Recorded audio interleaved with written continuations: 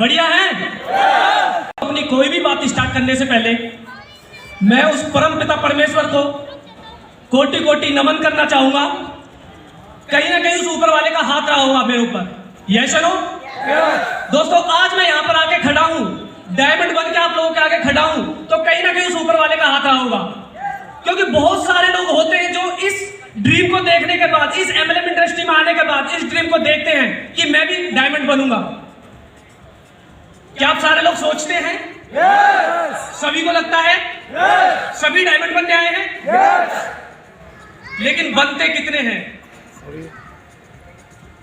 Discuss थोड़ा इस पे किया जाएगा। यस और नो?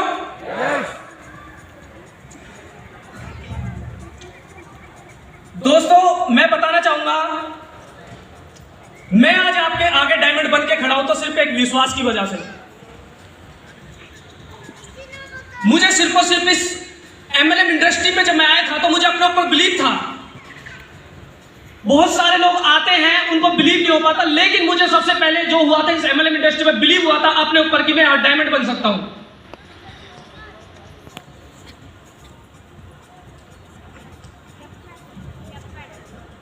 तो दोस्तों, कहीं ना कहीं ऊपर वाले का हाथ मेरे ऊपर बहुत ज्यादा रहा है और उसकी नजरों में मैंने मेहनत की है।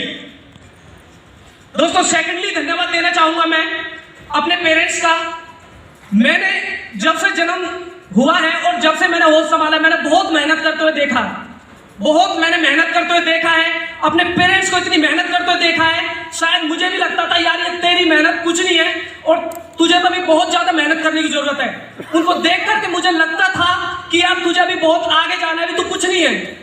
उनको देख करके मेरे अंदर एक एनर्जी फील होती थी, उनको देख करके मेरे अंदर एक जोश आता था, यार तेरे पेरेंट्स इतनी मेहनत करते हैं तो तू कुछ भी नहीं है, तुझे तो बहुत मेहनत करनी है।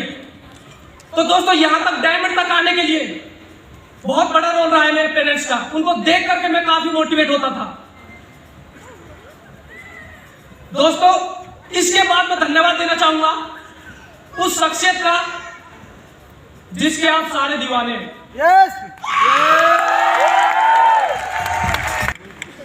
दोस्तों, जिसका नाम सुनने के बाद, जिसका नाम अगर किसी के माइंड में आ जाए, बहुत सारी एमएलएम कंपनियों के एमडीओ की नींद हराम कर रखी है, उस शख्स का नाम लेने से पहले मैं चाहूंगा एक बार जोरदार खड़े होकर के बहुत जोरदार तालियों से उस शख्स को।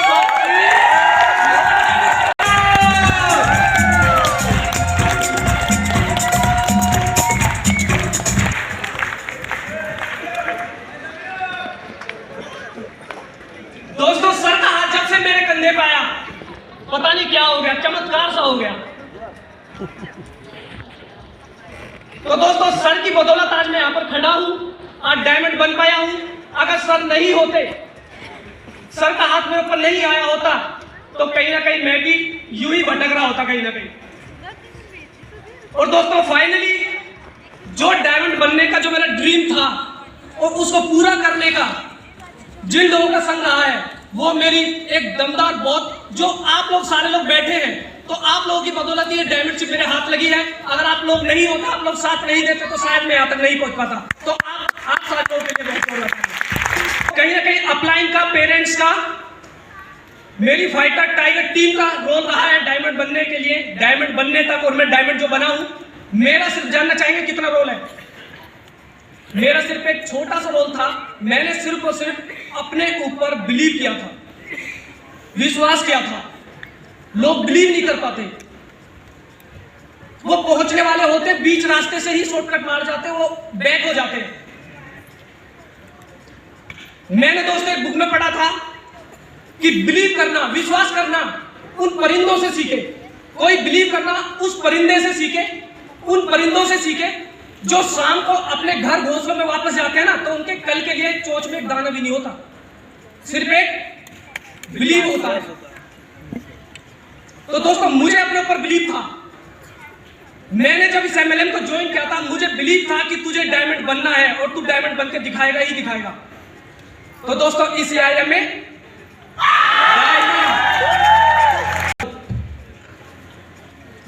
ये डायमंड शिप का रास्ता 7 साल का है दोस्तों, 7 साल। कितना?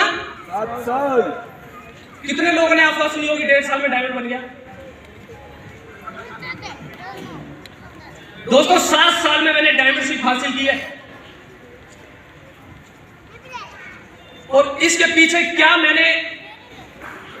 झेला है, क्या मैंने त्याग दिए हैं, जानना चाहोगे आप? दोस्तों मैं अपने बारे में बताना चाहूंगा। मेरा नाम विनोद राणा है और फरीदाबाद के एक छोटे से गांव फतेहपुर बिल्लोच का रहने वाला हूं। बहुत सारे लोग यहां पर आए हैं, मेरे गांव के आस पड़ोस से आए हैं। दोस्तों फतेहपुर बिल्लोच का मैं रहने वाला हूं और आज से 25 साल पहले मेरा जन्म हुआ था। 7 जनवरी 1995 का मेरा जन्म है। और दोस्तों मैं बताना चाहूंगा, शायद मेरी फैमिली को पता हो या ना पता हो, जब मेरा जन्म हुआ था उसके बाद जैसे जैसे मैं आगे बढ़ा, जैसे जैसे होश संभाला, तो घर में सबसे ज्यादा अगर किसी को प्यार किया तो मेरे पापा ने मुझसे किया। मुझे आज भी याद है, 4 से 5 साल का था मैं। दोस्तों मुझे आज भी याद है, 4 से 5 साल का हुआ करता था मैं, तो मेरे पापा हमेशा किसी की जॉब नहीं की, किसी की गुलामी नहीं की। हमेशा क्या करते थे कि कुछ ना कुछ बड़ा काम करके दिखाना है, कुछ ना कुछ अलग हटके दिखाना है, कुछ ना कुछ सेल्फ स्टैंड होकर दिखाना है। तो मेरे माइंड में हमेशा वही बातें छपती रहती थी।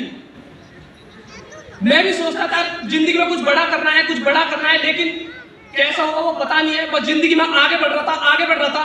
दोस्तों जैसे ही 4 से 5 साल का मैं हुआ था, तभी मेरे पिताजी की डेथ हो गई थी। दोस्तों 5 साल की एज में, मैं 5 साल की एज थी मेरी, और मेरे पिताजी की डेथ हो गई थी। उसके बाद जो हंसता खेलता फैमिली थी, जो हंसती खेलती फैमिली थी, एकदम पता नहीं क्या हो गया, किसकी नजर लग गई, यानी एकदम यू टर्न आ गई।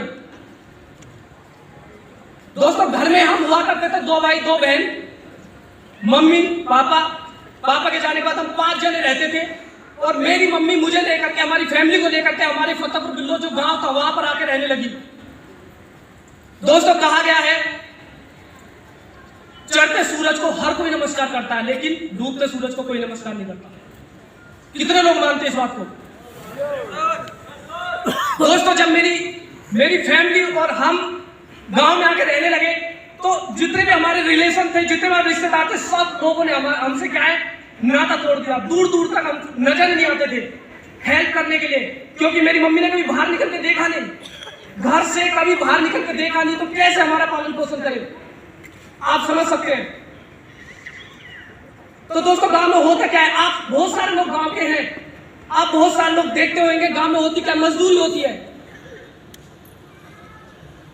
मुझे आज भी याद है, हम दोनों भाई, मैं और मेरा भाई, हम दोनों भाइयों का एडमिशन कराने के बाद सरकारी स्कूल में हमारी मम्मी ने खेतों में मजदूरी की है। मुझे इतना तक याद है, 35 रुपए में पूरा दिन खेतों में मेहनत करती थी मेरी मम्मी।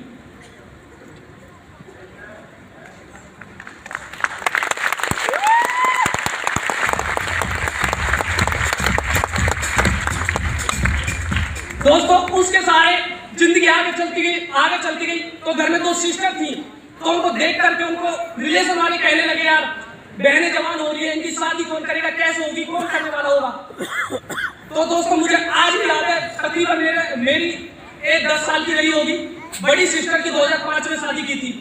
कुछ रिलेशन से उधार मांगा था, और कुछ गांव के जो लोग होते उन्होंने सहारा लगाया था। ऐसे करके हमने अपनी बड़ी बहन की शादी की थी। उस शादी को करने के बाद हमारे रिलेशन वाले फिर कहने लगे भीख मांग के शादी की है, भीख मांग करके शादी की है। दोस्तों आग लगती थी मेरे अंदर। मैं भी सोचता था हमारे आगे भी कभी कोई मौका आएगा। मैं सोचता था मुझे भी कभी मौका मिलेगा, मैं भी कुछ करके दिखाऊंगा। पिताजी की वो बात मेरे माइंड में हमेशा गड़ती रहती थी, यार कुछ ना कुछ करना है, कुछ करना है, कुछ करना है।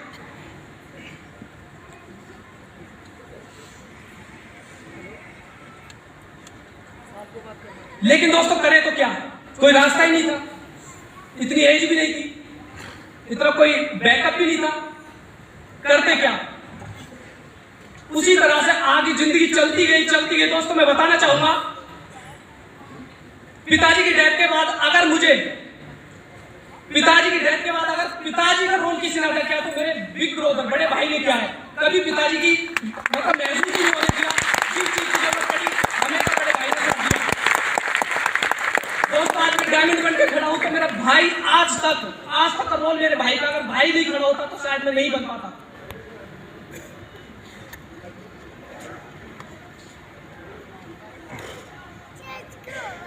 तो दोस्तों मेरे भाई ने मुझसे बोला कि विनोद तुझे पढ़ना है, मैं करूंगा जो भी करना है काम मैं करूंगा, तो तुझे मन लगा के पढ़ाई करनी है। दोस्तों मैं क्या करता, मेरा एडमिशन हुआ पड़ा था, मैं वहां पर पढ़ाई कर रहा था, लेकिन पढ़ाई में कहीं मन ही नहीं लगता था। मन क्यों नहीं लगता था? क्योंकि टेंशन बहुत रहती थी। दोस्तों उसके बाद मैंने क्या करना स्टार्ट किया, मुझे आज भी याद है, हम दोनों भाइयों को फीस ना होने की वजह से, स्कूल की फीस ना होने की वजह से हमको स्कूल से बाहर कर दिया था। शायद मेरे भाई को याद हो ना हो, मुझे आज भी याद है। दोस्तों फिर हमने सोचा कि मम्मी जो हमारी कमा के लाती है उससे हमारा क्या खाना पीना ही हो पाता है, तो कुछ ना कुछ हमें भी करना पड़ेगा। दोस्तों उसके बाद मैं नाइट में मैंने जॉब करनी स्टार्ट की। उससे पहले मैं और मेरा भाई हम दोनों भी खेतों में काम करते थे। हम खेतों में जा करके मजदूरी करते थे, उसके साथ साथ पढ़ाई करते थे।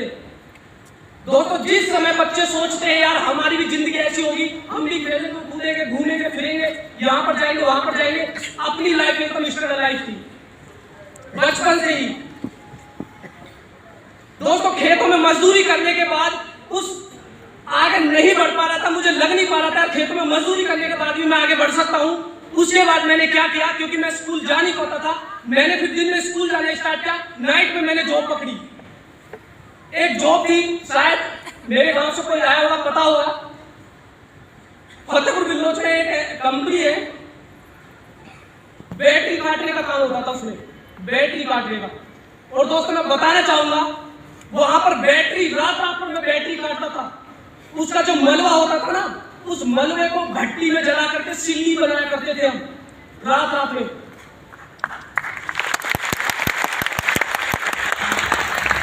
Thank you. और दोस्तों जो सिल्ली बनती थी उसको सुबह 4 बजे हम गाड़ियों में लोड करते थे, 20-20 किलो की सिल्ली। दोस्तों वहां पर इतनी मेहनत की, लेकिन कितने दिन कर रहा था मैं नाइट जॉब, दिन में स्कूल जाना पड़ता था। उसके बाद मेरे पर नहीं हुई। उसके बाद दोस्तों हमारे यहाँ पर एक कंपनी और है, चाय पत्ती की कंपनी थी, शायद मुझे नाम मैं भूल चुका हूँ। उसमें दोस्तों 60 डिग्री टेम्परेचर में मैंने हीट मशीन पे पैकिंग का काम किया था।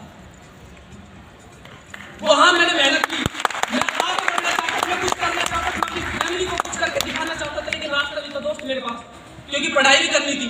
पढ़ाई के साथ साथ मैं क्या करता, बस यही छोटे मोटे काम मुझे मिल रहे थे। दोस्तों इसके बाद मुझे लगा यार विनोद अभी तुझे आगे जाना है, इससे कुछ होने वाला नहीं है। दोस्तों उसके बाद मैं दिल्ली चला गया किसी के कहने से, और दिल्ली जाने के बाद मुझे किसी के द्वारा वहां पर एक प्रोडक्ट बेस्ड कंपनी में काम करने का मौका मिला। दोस्तों product based company ASR associate के नाम से, आपने सुना होगा नाम, मालवीय नगर में मैंने जॉब करनी स्टार्ट की। दोस्तों वहां पर मैंने डिलीवरी मैन का काम किया। डिलीवरी मैन का काम मैंने किया दोस्तों, वहां पर मुझे 15 किलो की पेटी पकड़ा देते थे, 1 किलोमीटर दुकान मेडिकल स्टोर पे मैं लेके आता था प्रोडक्ट।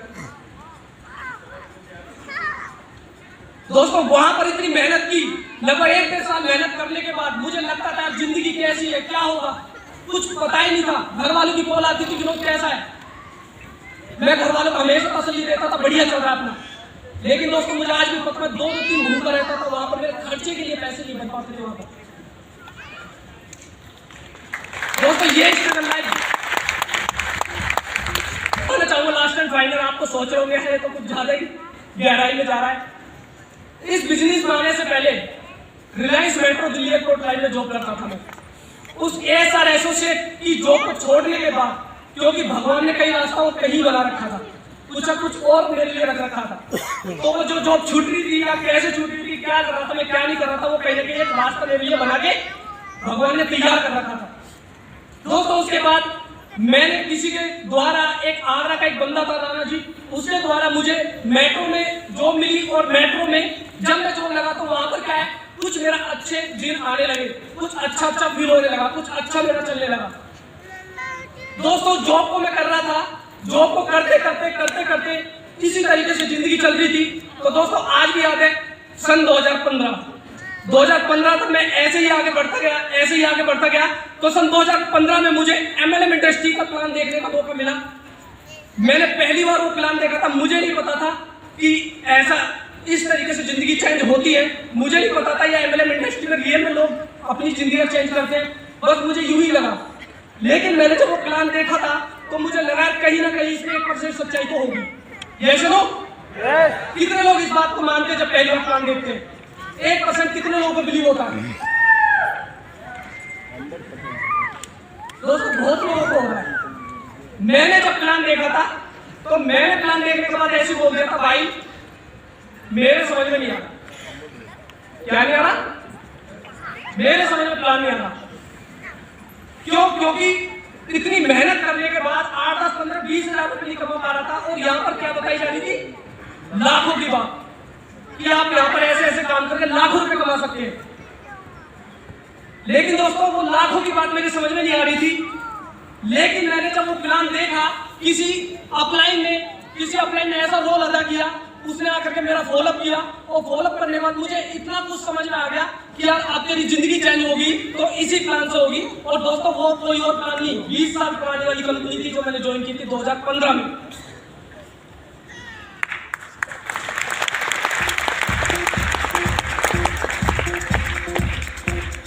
अगस्त 2015 में मैंने एमएलएम इंडस्ट्री में अपनी आईडी लगा दी थी। और दोस्तों वहां पर आईडी लगाने के बाद मैंने काम करना स्टार्ट किया, क्योंकि मैं चाहता था कुछ बड़ा काम करना। मैं चाहता था जिंदगी में कुछ हटके काम करना। मैं टाइम के साथ साथ मनी चाहता था, मनी के साथ साथ टाइम फ्रीडम चाहता था। दोस्तों मुझे देखकर किसी को कोई सोचता नहीं होगा इस बंदे की इतनी बड़ी सोच होगी, लेकिन मैं अपने आप में इतनी बड़ी सोच लेके चलता था। मैं संतुष्ट ही नहीं होता था। छोटी मोटी जो मैं काम कर रहा था उससे मैं संतुष्ट ही नहीं होता था। हमेशा मैं सोचता रहता था, विचारता रहता था, ढूंढता रहता था, कोई ना कोई मुझे भी ऐसी चीज मिलेगी। लेकिन दोस्तों किसी ने खूब कहा है कि अगर कोई दिल से शिद्दत से मांगे ना तो सारी कायनात उसे मिलाने के लिए लग जाती है। ऐसा लो तो दोस्तों कहीं ना कहीं वो चीज मुझे मिलनी थी, वो चीज मुझे मिलनी थी। और मैं सोच रहा था, और सोचते विचारते मुझे 2015 में वो प्लान मिला, और ना समझ में आने के बावजूद भी मैंने वो प्लान को समझा और ज्वाइन किया। दोस्तों ज्वाइन करने की बात आती है तो वही 8-10 हजार रुपए का पैकेज, 8-10 हजार रुपए का पैकेज लेना था। दोस्तों वहां पर भी दिक्कत आई, वहां पर भी कहीं ना कहीं दिक्कत आई कि मैं ऐसा 8-10 हजार का पैकेज कैसे खरीदूंगा। भाई ने मुझे जुगाड़ करके दिया था 8,000 रुपए का, और मैंने एमएलएम इंडस्ट्री में ऐड किया।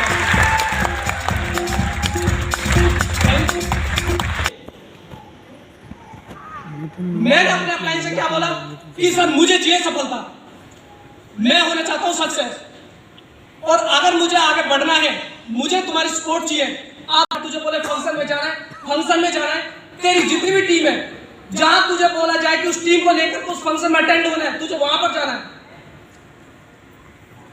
दोस्तों मैं बताना चाहूंगा, उसके बाद एक बीच में एक कंपनी और आई थी जिसमें मैंने एंट्री की थी, क्योंकि मैं चाहता था कुछ बड़ा काम करना।